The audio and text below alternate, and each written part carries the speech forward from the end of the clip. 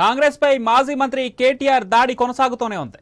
BRS నియోజకవర్గాల సమావేశంలో పదునైన విమర్శలు చేస్తున్నారు కేటీఆర్. తాజాగా ఉప్పల్ నియోజకవర్గ బీఆర్ఎస్ విస్తృత స్థాయి సమావేశంలో కాంగ్రెస్ ను మళ్లీ కార్నర్ చేశారు. కాంగ్రెస్ మాయమాటలు నమ్మి ప్రజలు మోసపోయారని ఆరోపించారు కేటీఆర్. కాంగ్రెస్ ప్రభుత్వానికి మాటలు తప్ప చేతలు సాధ్యం కాదన్నారు. ఎన్నికల్లో ఇచ్చిన హామీలు అమలు చేయాలని డిమాండ్ చేశారు ఆయన.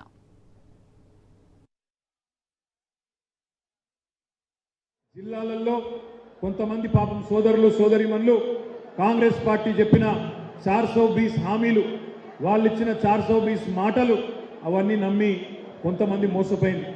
కానీ ఆ మోసపోయిన వాళ్ళు కూడా ఇప్పుడిప్పుడే తెలుసుకుంటున్నారు, ఈ ప్రభుత్వం మాటల ప్రభుత్వం మాత్రమే, చేతల ప్రభుత్వం కాదు, కేవలం బిల్డప్లు ఇచ్చుకునే ప్రభుత్వమే అనే మాట అర్థమవుతా ఉన్నది.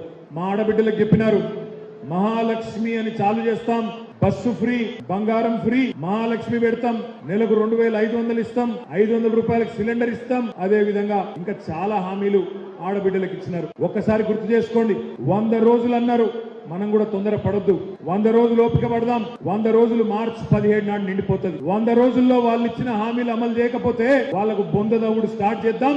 కాంగ్రెస్ పార్టీని ఆ బొందలోనే పూడ్చిపెట్టే దిశగా ఆలోచన